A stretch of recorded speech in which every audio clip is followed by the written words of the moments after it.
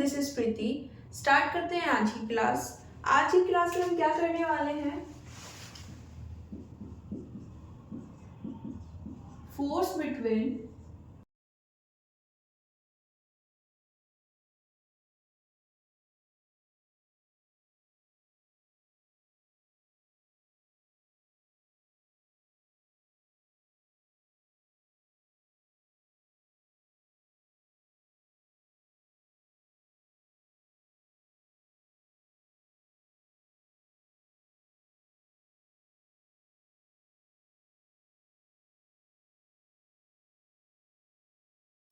तो आज का ये टॉपिक है हमारे पास दो पैरेलल स्ट्रेट वायर्स हैं और उन दोनों वायर्स में करंट फ्लो हो रही है। ओके, अब करंट फ्लो होगी तो वहां पर मैग्नेटिक फील्ड भी आएगी और मैग्नेटिक फील्ड है तो हो सकता है कि वहां पर फोर्स भी अप्लाई हो, है ना। तो वही सब आज कैलकुलेट करने वाले हैं। उसके लिए ड्रॉ कर लेते हैं दो पैरेलल वायर्स। मान लेते हैं दोनों के बीच की डिस्टेंस है हमारे पास स्मॉल डी। ओके, ये वायर ए और ये वायर बी। ओके, नेक्स्ट क्या करना है, करंट चाहिए। ये डायरेक्शन ले लेते हैं इस वायर में करंट की। ओके, आइए ओके, यहां पर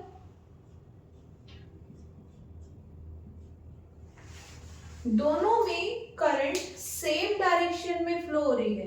करंट इक्वल नहीं है लेकिन उनकी डायरेक्शन सेम है ना। दोनों वायर्स में ऊपर की साइड करंट फ्लो हो रही है।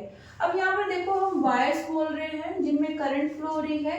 इन अदर वर्ड्स हम इन्हें कंडक्टर भी बोल सकते हैं।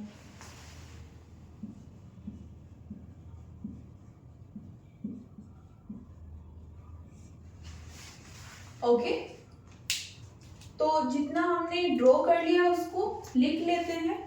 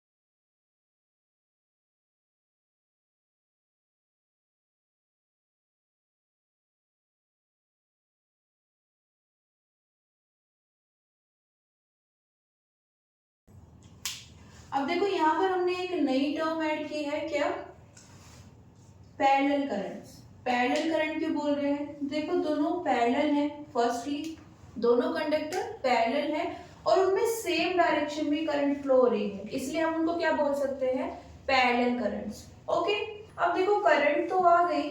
सपोज अभी इसको भूल जाते हैं कि इस वायर में कोई करंट है। ओके, ये एक वायर है जिसमें करंट फ्लो हो रही है।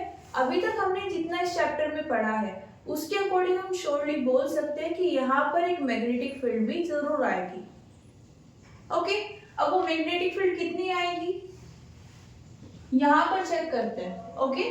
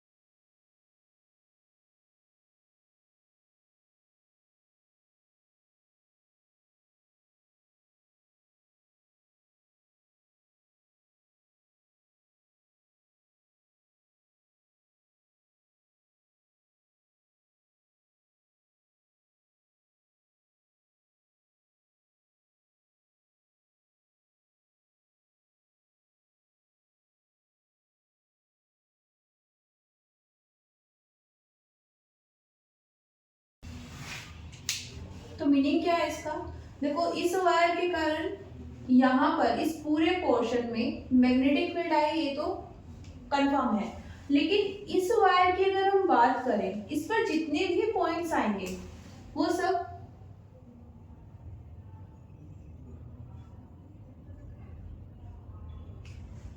इस वायर से सेम डिस्टेंस पर है।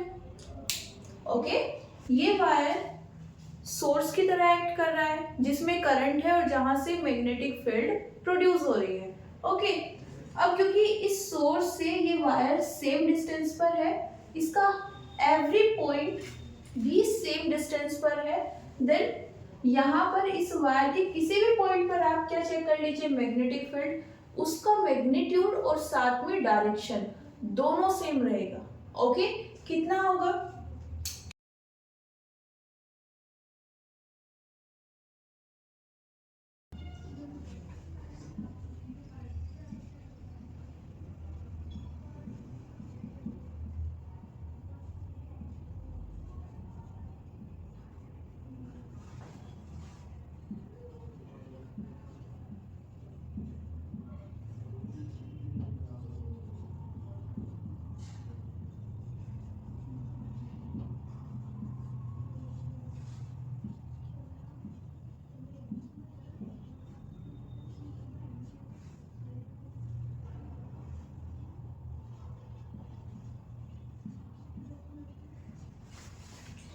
हमने एक वायर लिया था, जब हमने एम्पियर्स लॉ पढ़ा था उसमें एक एप्लीकेशन थी जिसमें हमारे पास एक इनफाइनाइट वायर था, है ना। और उस इनफाइनाइट वायर से हमने r डिस्टेंस पर एक पॉइंट P कंसीडर किया था। ओके, और उस P से पास होने वाला एक सर्कुलर लूप हमने ड्रॉ किया था। ओके, अब इस लूप पर क्योंकि जितने भी पॉइंट्स हैं इस लूप पर वो सेम डिस्टेंस पर है, तो सभी पर जो मैग्नेटिक फील्ड की वैल्यू थी वो सेम थी, है ना। यहाँ पर भी वैसा ही कुछ होने वाला है क्योंकि हमने वहां पर देखा था कि जो मैग्नेटिक फील्ड है उसकी जो सिमेट्री है वो कैसी थी, सिलेंड्रिकल सिमेट्री, है ना। उस वायर के चारों ओर आप फिक्स डिस्टेंस पर पॉइंट्स लेते जाइए, उन सब पॉइंट्स पर आपको क्या मिल जाएगी, सेम मैग्नेटिक फील्ड। तो यहाँ पर भी कुछ वैसा ही हो रहा है। हम यहाँ पर सभी पॉइंट्स के लिए इंडिविजुअली सर्कल्स ड्रॉ नहीं करेंगे, जो हमारे पास एक्सप्रेशन आ चुका है ना। वायर से इतनी पर्टिकुलर डिस्टेंस पर हम एक पॉइंट P ले रहे हैं, वहां पर हम मैग्नेटिक फील्ड फाइंड कर रहे हैं। ओके, एक बार करेंगे, एक बार एक्सप्रेशन को यूज करेंगे, और क्योंकि सारे पॉइंट्स सेम डिस्टेंस पर है तो सबके लिए सेम हो जाएगा। एक्सप्रेशन क्या था, B equals to mu not I by 2πr।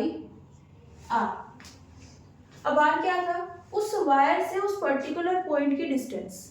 Okay, अब यहाँ पर इस वायर पर आप कोई भी पॉइंट ले लीजिए, डिस्टेंस कितनी है, D, तो हम यहाँ पर क्या रखेंगे, D।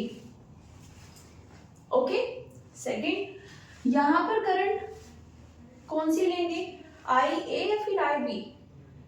अभी इस करंट को आप भूल जाओ, ये हमारे पास सोर्स है, ये वायर, इसमें करंट फ्लो हो रही है, इस करंट के कारण यहाँ पर क्या आई है, मैग्नेटिक फील्ड। तो यहाँ पर हम IA मेंशन करेंगे। ओके, और क्योंकि ये इस कंडक्टर के कारण आई है मैग्नेटिक फील्ड, यहाँ पर भी हम A नोटेशन यूज करेंगे। ओके,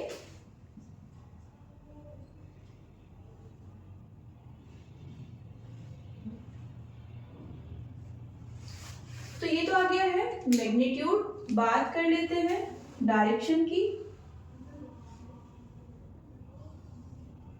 डायरेक्शन कैसे निकालते हैं, देखो जब हमारे पास सिर्फ दो चीजें होती है, एक करंट और एक मैग्नेटिक फील्ड, तो जो स्ट्रेट होता है ना, उसको हम रिप्रेजेंट करते हैं थंब से, और जो थोड़ा कर्विकल शेप में आता है या कर्विकल डायरेक्शन में आता है उसको हम किससे रिप्रेजेंट करते हैं, अपनी फिंगर से। यहाँ पर वायर में जो करंट है उसकी डायरेक्शन फिक्स है कि वो एक सेम डायरेक्शन में है ना, उसको हम किससे ले सकते हैं, थंब से, है ना।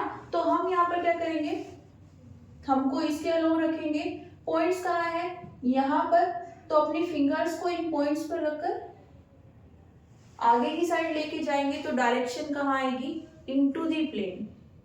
यही हमने यूज किया था ना जब हमने सर्कुलर लूप ड्रॉ किया था एम्पियर सर्कुलर लॉ में, है ना। जिस भी पॉइंट पी पर हमें डायरेक्शन देखनी होती थी हम करंट की डायरेक्शन में अपने थंब को रखते थे और पॉइंट पी पर अपनी कर्ल्ड फिंगर्स को आगे की डायरेक्शन में ले जाते थे।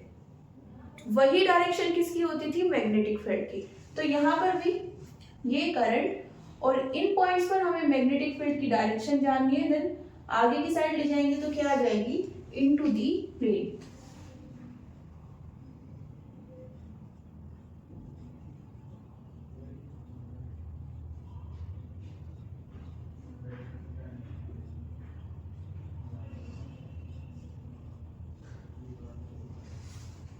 ओके अब क्योंकि इनटू दी प्लेन है तो हम इसको क्लोज से यहाँ पर शो कर सकते हैं। इस वायर के इस साइड पोर्शन में आप किसी भी पॉइंट पर निकालोगे डायरेक्शन सेम होगी।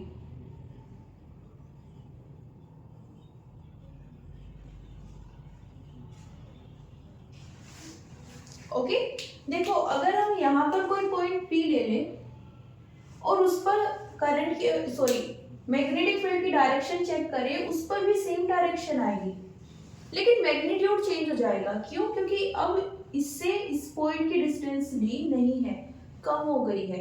ओके तो मैग्नीट्यूड चेंज हो जाएगा बट डायरेक्शन सेम रहेगी।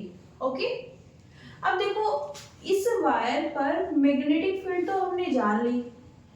अब क्योंकि ये वायर मैग्नेटिक फील्ड के अंदर आ गया है और इसमें करंट भी फ्लो हो रही है तो यहाँ पर क्या अप्लाई होगा, मैग्नेटिक फोर्स। ओके तो मैग्नेटिक फोर्स भी जान लेते हैं।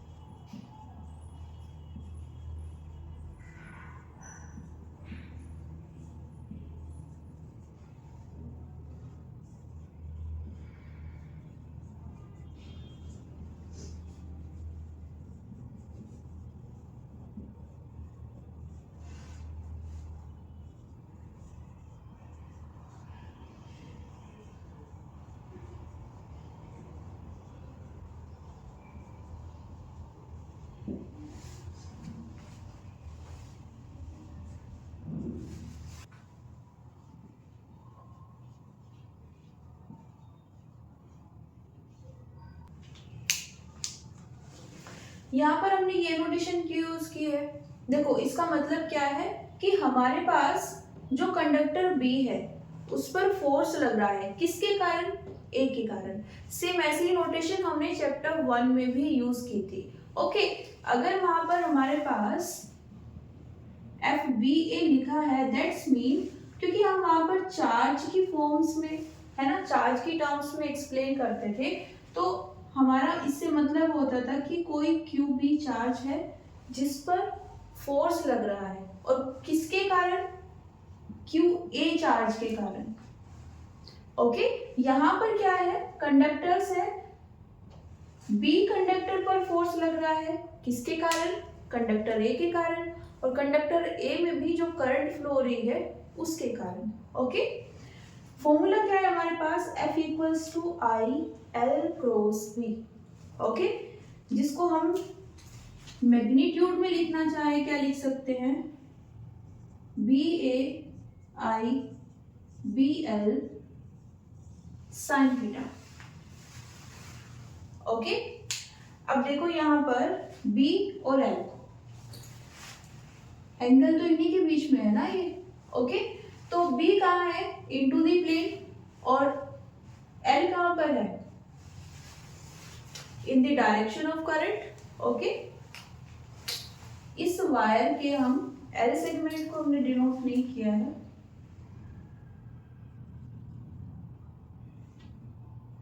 मान लेते हैं ये सेगमेंट कितना है,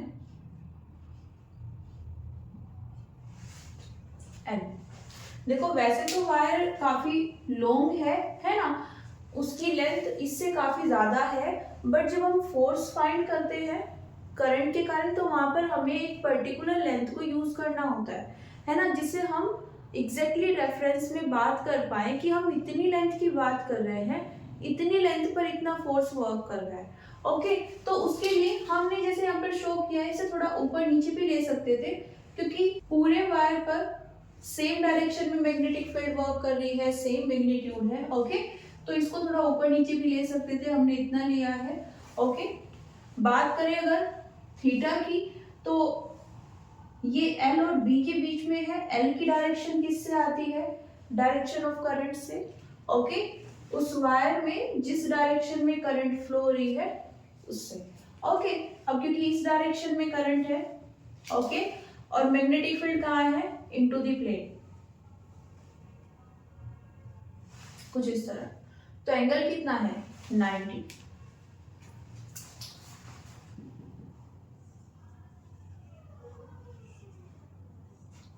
ओके, तो यहां पर क्या रख लेंगे?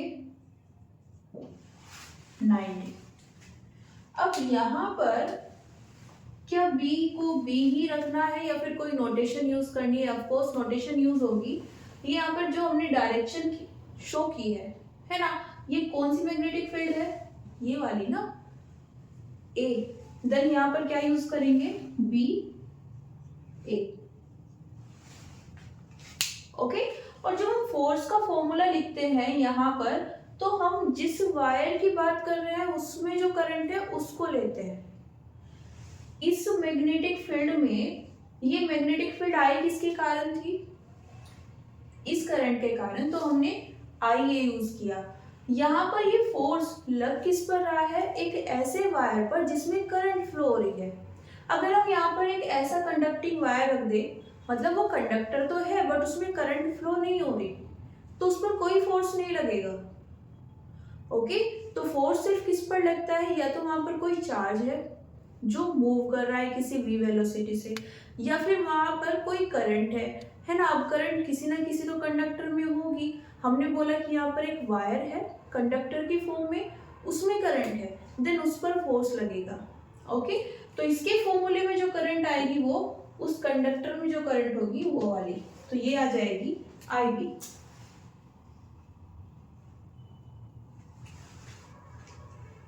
ओके, इसको नोट कर लीजिए, फिर आगे चलते हैं।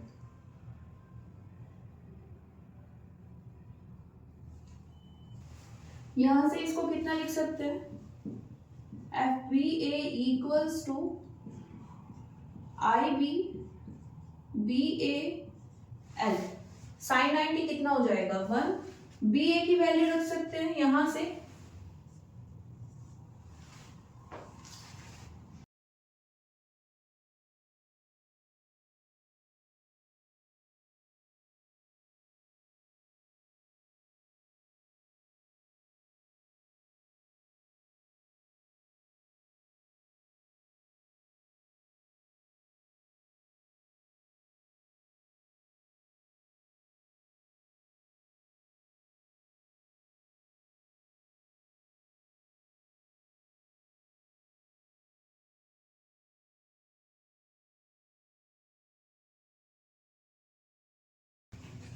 तो ये आ जाता है हमारे पास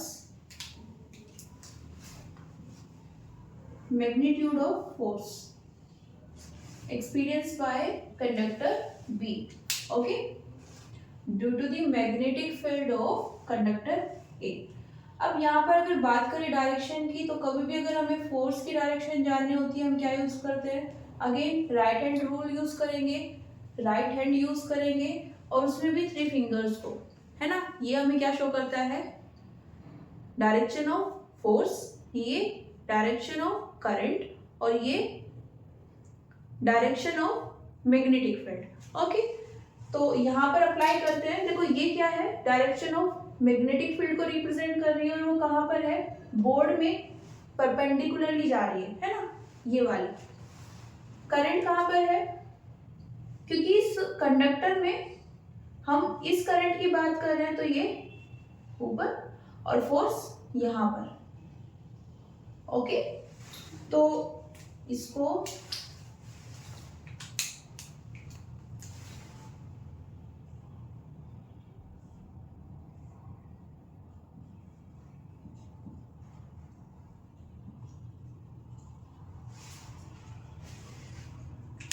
क्या लिख सकते हैं,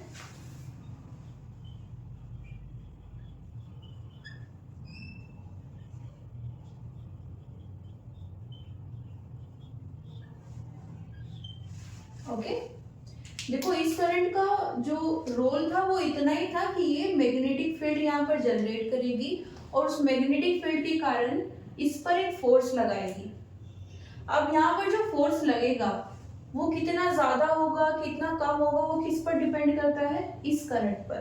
तो जब हम डायरेक्शन निकालते हैं तो इस कंडक्टर में जो करंट है वो लेंगे, इसके कारण यहाँ पर जो मैग्नेटिक फील्ड है वो लेंगे, है ना।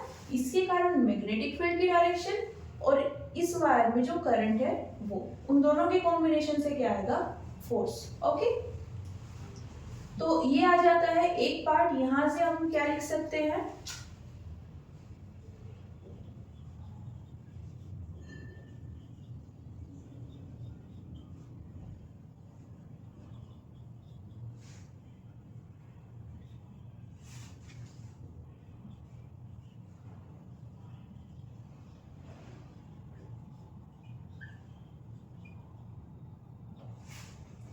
कंडक्टर ए यहाँ पर कंडक्टर बी को अट्रैक्ट कर रहा है।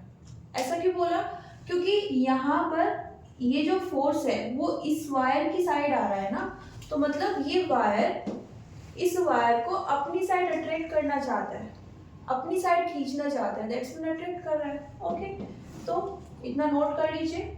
अब इसका वाइस वर्सा भी कर सकते हैं। ओके, एक बार वो भी देख लेंगे, इसको नोट कर लीजिए पहले।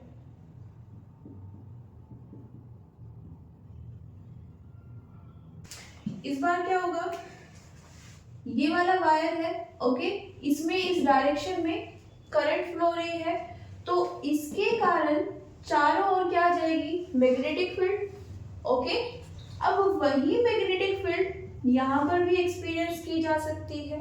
ओके, क्योंकि ये तो अपने चारों ओर प्रोड्यूस कर रहा है और इसके पास में कौन रखा है, कंडक्टर ए या वायर ए, तो यहाँ पर भी मैग्नेटिक फील्ड आएगी। डायरेक्शन क्या होगी उसकी, देखो ये वायर, इस वायर की हम बात कर रहे हैं, तो यहां पर पॉइंट्स हम कैसे ले सकते हैं, है ना, कहीं पर भी कोई भी पॉइंट ले सकते हैं जिस पर हमें डायरेक्शन चाहिए। तो ये करंट की डायरेक्शन, मैग्नेटिक फील्ड कहां पर आ रही है, आउट ऑफ द प्लेन, और आउट ऑफ द प्लेन को हम कैसे डिनोट करते हैं,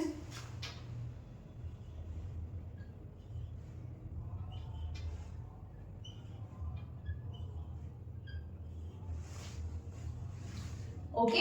ये वाली मैग्नेटिक फील्ड किसके कारण आई है, इस कंडक्टर में जो करंट है उसके कारण। ओके, इसकी अगर मैग्नीट्यूड वैल्यू देखें इस मैग्नेटिक फील्ड की कितनी होगी, again from ampere circular law. Okay, ये फॉर्मूला होता है, यहां पर हम इस वायर के इस करंट की बात कर रहे हैं। ओके, तो इस बार जो मैग्नेटिक फील्ड आ रही है वो कौन सी करंट के कारण है, आई बी, तो यहां पर हम क्या लेंगे, आई बी। ओके, क्योंकि इसी के कारण क्या है मैग्नेटिक फील्ड, तो हम यहां पर बी क्या लेंगे, बी। डी, देखो सेम डिस्टेंस है, हमने यहाँ पर डिस्टेंस को चेंज नहीं किया है, जो अरेंजमेंट हमने फर्स्ट पार्ट में यूज किया था इसके लिए वही यहाँ पर है। ओके, तो क्योंकि पूरा वायर पैरेलल है, इसके जितने भी पॉइंट्स है वो सब सेम डिस्टेंस पर होंगे, तो अगेन यहाँ पर क्या आ जाएगा, डी। तो यहाँ पर जो मैग्नीट्यूड है वो कितना है, mu not I B by 2 pi D, और direction perpendicularly out of the plane.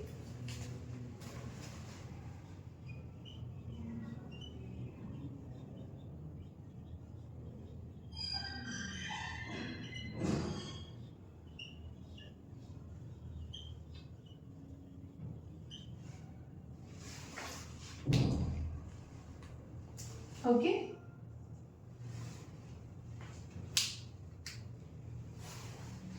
Next, अब क्योंकि देखो अगेन इसके कारण यहाँ पर ये मैग्नेटिक फील्ड तो आ गई। अब अगर ये वायर होता तो कोई प्रॉब्लम नहीं थी, सिर्फ वायर होता तो कोई प्रॉब्लम नहीं थी, लेकिन इस वायर में करंट भी फ्लो हो रही है। है ना। तो यहाँ पर अगेन क्या लगेगा, फोर्स लगेगा, ठीक है, इसकी इस फील्ड के कारण। ओके, तो उस फोर्स की वैल्यू कितनी होगी इस बार, फर्स्टली डिनोट किससे करेंगे, देखो इस बार फोर्स किस पर लगेगा, कंडक्टर ए पर, और किसके कारण, कंडक्टर बी के कारण। तो क्या यूज करेंगे, ए बी। करंट कौन सी है इस बार, इस वायर में आई ए करंट है। अगर ये नहीं होती तो फोर्स ही नहीं लगता, है ना। इसके आने से इस पर फोर्स लग रहा है, तो यहाँ पर क्या लेंगे, I A L cross B. Magnetic field किसके कारण है इस बार, इसके कारण, then I B. Okay, L length कौन सी लेनी है, अगेन ये रैंडम सेगमेंट ले लेते हैं। ओके ओके, सोल्व करें इसको।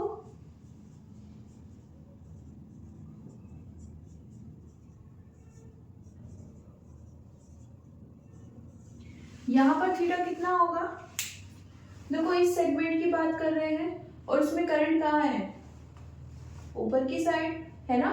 और direction of magnetic field out of the plane. Okay, तो एंगल कितना है 90, तो यहां पर भी थीटा कितना आ जाएगा 90। अगेन साइन 90 कितना हो जाएगा 1।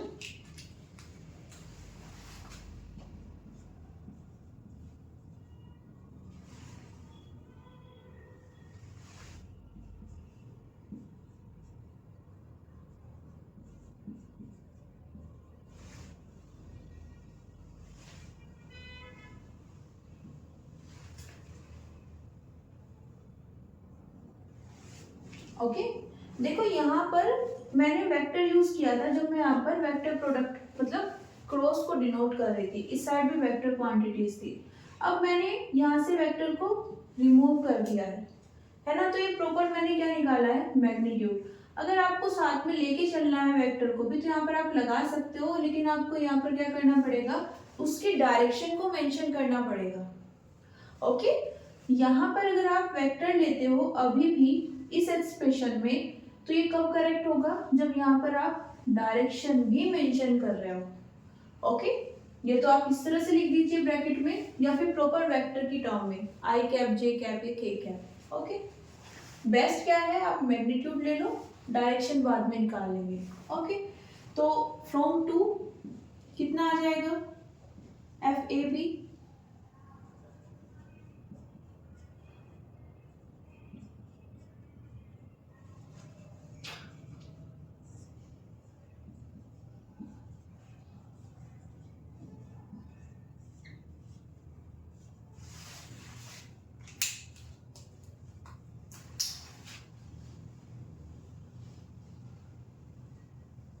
ओके, बात करें अगर डायरेक्शन की, देन कैसे निकालें, अगेन 3 फिंगर्स को यूज करेंगे।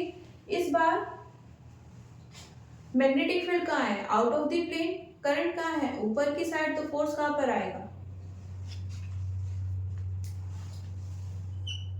इस साइड में। मतलब ये वायर अब इसको अपनी साइड अट्रैक्ट करेगा। ओके, अपनी साइड पुल करेगा।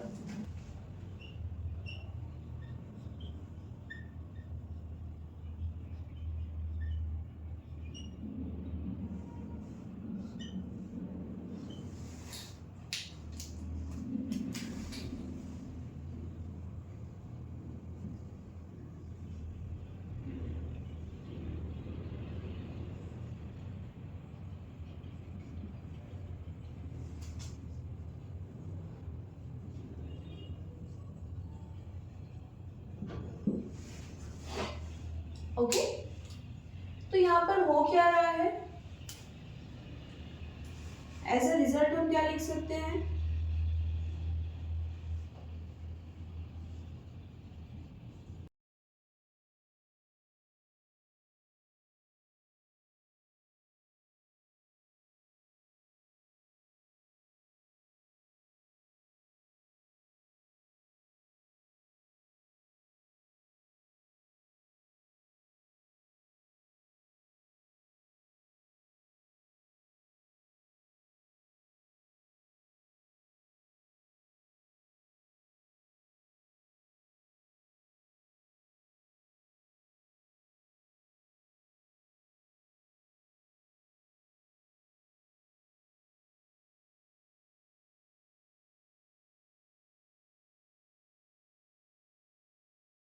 then both attracts to each other.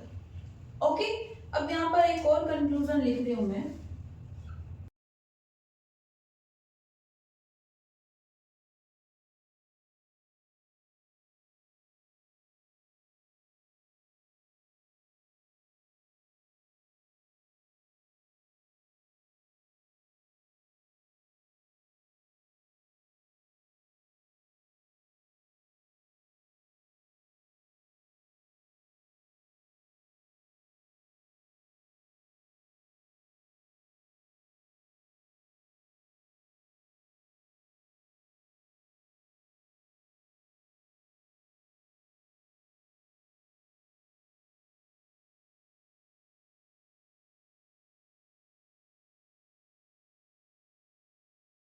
तो दोनों एक दूसरे को क्या करेंगे, रिपेल करेंगे।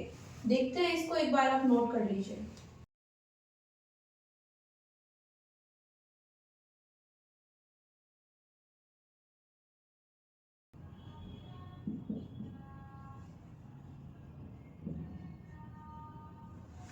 देखो ये वाली कंडीशन है।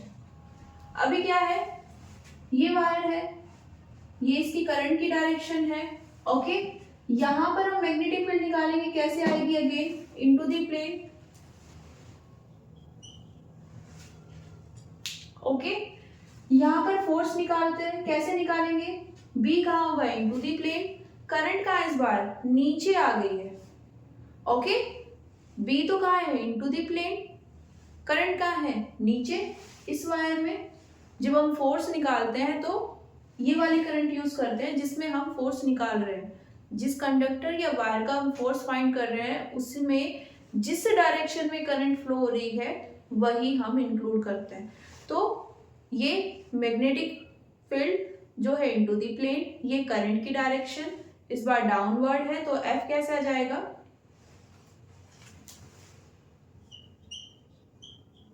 F.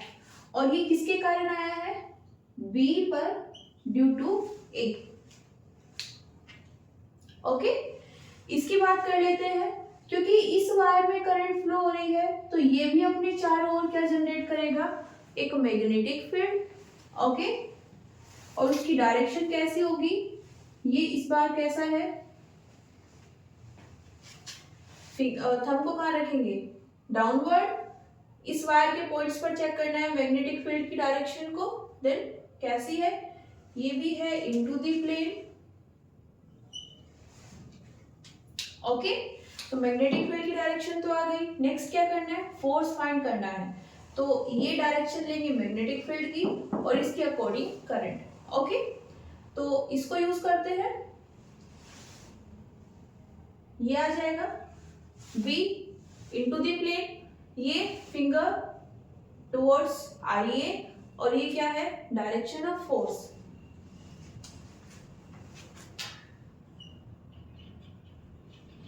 F force on conductor A due to conductor B।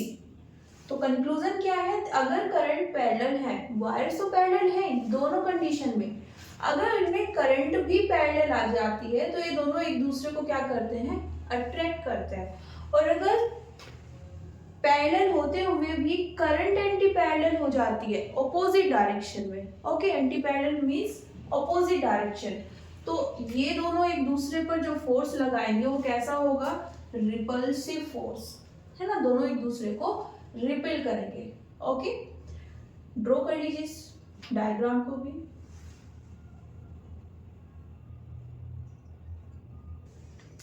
तो देखो अगर हम इसकी बात कर रहे हैं तो ये हो जाएगा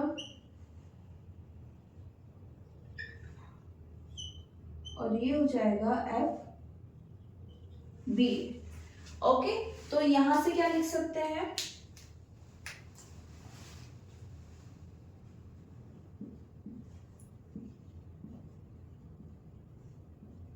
वेक्टर फॉर्म में अगर लिखे तो दोनों एक दूसरे के ऑपोजिट डायरेक्शन में वर्क कर रहे हैं। ओके, लेकिन मैग्नीट्यूड फॉर्म में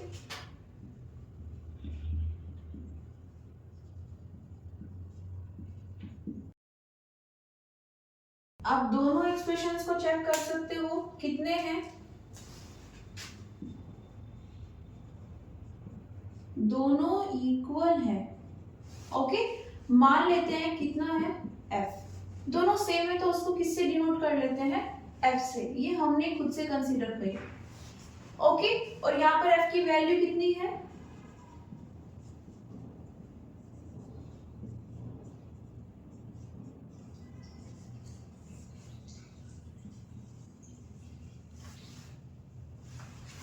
ओके, इनकी टर्म्स में भी लिख सकते थे, बस क्योंकि दोनों सेम है तो एक नई क्वांटिटी से इसको रिप्रेजेंट कर दिया है।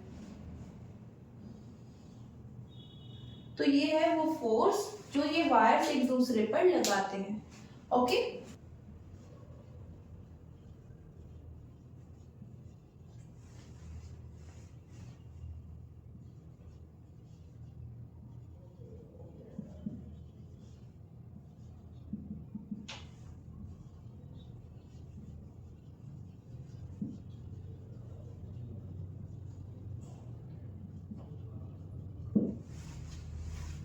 यहां पर एक आता है force per unit length.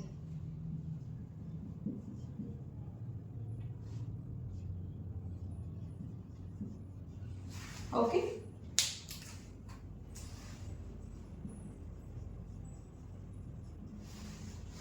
Force per unit length मतलब हमने अभी कितने सेगमेंट की बात की है, लेंथ एल, पर यूनिट की बात कर रहे हैं, दैट्स मीन फोर्स लेंगे और उसको डिवाइड कर देंगे एल से, है ना। देखो अगर हम 3 सेंटीमीटर की बात कर रहे हैं, उस पर हमने फोर्स निकाला है, तो 1 सेंटीमीटर के लिए कितना होगा, जो भी फोर्स था उसको 3 से डिवाइड कर दो।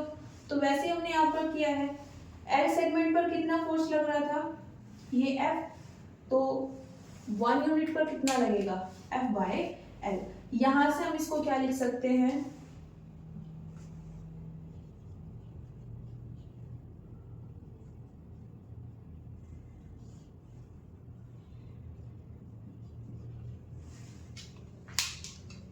ओके,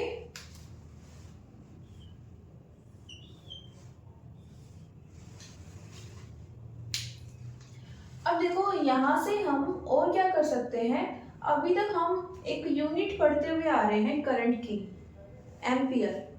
तो यहां से हम एम्पियर को डिफाइन कर सकते हैं कि एक्चुअली जो एम्पियर है वो कितनी क्वांटिटी होती है ना। ये तो हम जानते हैं कि एम्पियर क्या है, यूनिट ऑफ करंट, है ना। बट हम कितनी करंट को 1 एम्पियर बोल रहे हैं, अगर हम गेन करना चाहते हैं 1 एम्पियर करंट तो हमें कैसे मिलेगी, है ना, क्या कैसे हम उसको मेजर करें, तो यहां से हम उसको निकाल सकते हैं, कैसे,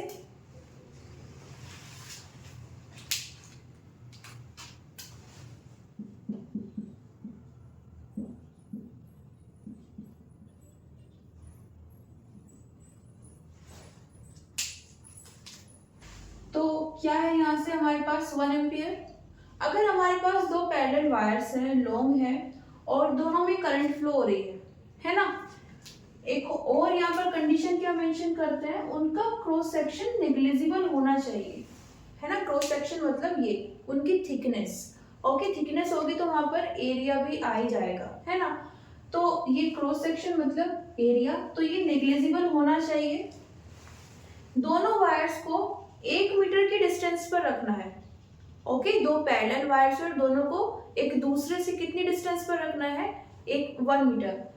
उस सिचुएशन में ये हम कब कर रहे हैं, वैक्यूम में, है ना, वैक्यूम की बात कर रहे हैं। तो उस सिचुएशन में दोनों जो कंडक्टर है वो कितना फोर्स एक्सपीरियंस करेंगे, 2 × 10⁻⁷ न्यूटन। अब ये वो कंडीशन आ गई है जहां पर हमें जितनी भी करंट मिल रही है उसको हम क्या बोल सकते हैं, 1 एम्पियर। दोनों वायर एक दूसरे से 1 मीटर की डिस्टेंस पर है।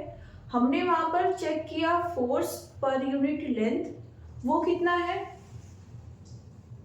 2 × 10⁻⁷ न्यूटन। अब वहां पर जो भी करंट फ्लो हो रही है उसकी जितनी भी अमाउंट है उसको हम क्या बोलेंगे, 1 एम्पियर। ओके, तो इसको नोट कर लीजिए। तो देखो हमने कॉन्सेप्ट तो पढ़ लिया है ना, और हमारे पास ये एक्सप्रेशन भी आ गया है, लेकिन अब जो क्वेश्चन इरेज होता है वो ये है कि क्या सिर्फ ये बुकिश नॉलेज है, या फिर हम अपनी रियल लाइफ में अपने चारों ओर जो भी कुछ हो रहा है वहां पर हम किसी भी चीज में इसको यूज कर रहे हैं या फिर नहीं। तो आंसर है कि यूज कर रहे हैं। इलेक्ट्रिसिटी या इलेक्ट्रॉनिक्स के जितने भी ऑपरेटर्स होते हैं उन सब को डिजाइन करते हुए इस चीज को ध्यान रखा जाता है ना। देखो सबसे सिंपल सा एग्जांपल जो हम अपने आसपास देख सकते हैं, जब पावर ट्रांसमिशन होता है ना, जैसे इलेक्ट्रिसिटी हाउस होते हैं हम सभी के एरियाज में है, और वहां से हमारे स्पेसिफिक एरिया में जो ट्रांसफार्मर रखा हुआ है वहां पर इलेक्ट्रिसिटी का ट्रांसफर होता है ना, और वहां से इलेक्ट्रिसिटी हमारे घर तक आती है। वो आती कैसे है?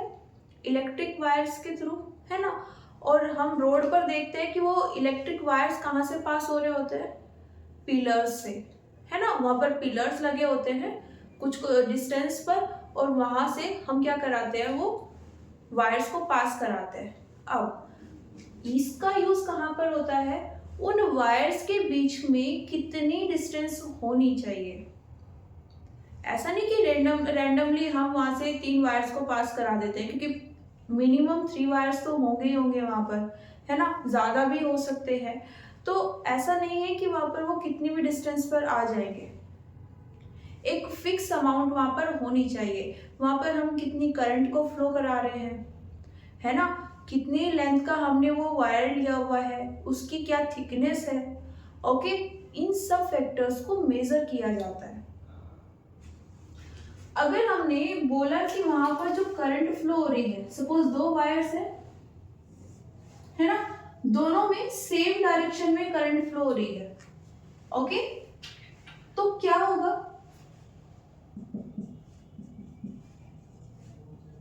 दोनों की अमाउंट भी ज्यादा है, तो ये जो फोर्स पर यूनिट लेंथ है, ये दोनों वायर्स एक दूसरे की यूनिट लेंथ पर, है ना, जितना फोर्स लगाएंगे उसकी अमाउंट भी इंक्रीज हो जाएगी, है ना।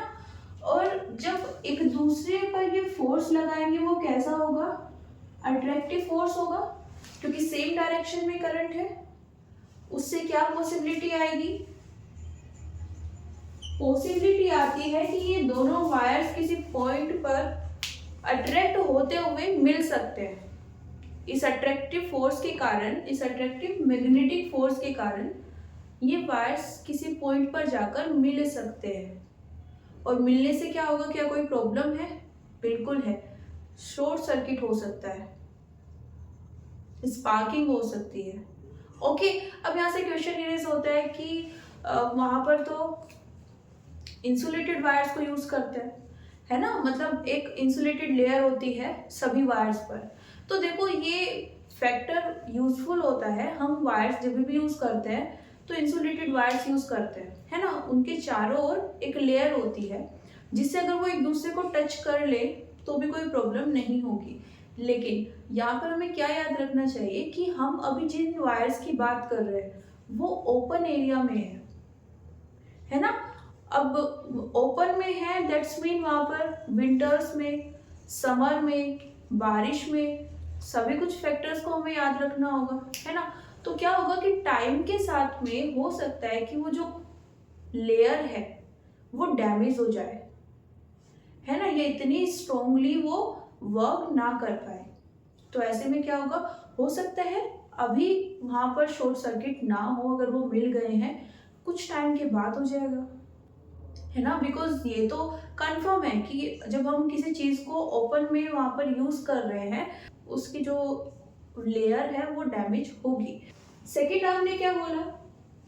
जो उन दोनों के बीच का सेपरेशन है, आपने इस चीज पर ध्यान नहीं दिया, आपने नॉर्मली उनको सेट कर दिया, है ना, आपने सेपरेशन पर ध्यान नहीं दिया। करंट पहले से वहां पर ज्यादा फ्लो हो रही थी, है ना, सेपरेशन आपने कम कर दिया, ये फैक्टर आपने रिड्यूस कर दिया, तो फोर्स और ज्यादा बढ़ जाएगा। मतलब अब वो दोनों एक दूसरे को और ज्यादा फोर्स से अट्रैक्ट करेंगे, तो अब चांसेस और ज्यादा बढ़ गए हैं। ओके, तो हम जितने भी इलेक्ट्रिकल इंस्ट्रूमेंट्स को यूज़ करते हैं उन सब में ये होता है। ओके, तो बहुत सारे एग्जाम्पल है, लेकिन ये सबसे बेस्ट है बिकॉज आप इसको देख सकते हो, मेज़र कर सकते हो, है ना, समझ सकते हो चीज़ों को। और यहाँ पर जो सेपरेशन हम वहाँ पर रखते हैं, कितनी वहाँ पर करंट फ्लो हो रही है ना, उन सब चीज़ों को मेज़र करते हैं, मेजरमेंट होता है प्रॉपर वे में, और उसमें इस फॉर्मूले को हम यूज करते हैं। ओके, तो आज के लिए इतना ही, मिलते हैं नेक्स्ट क्लास में। Thank you everyone, see you soon.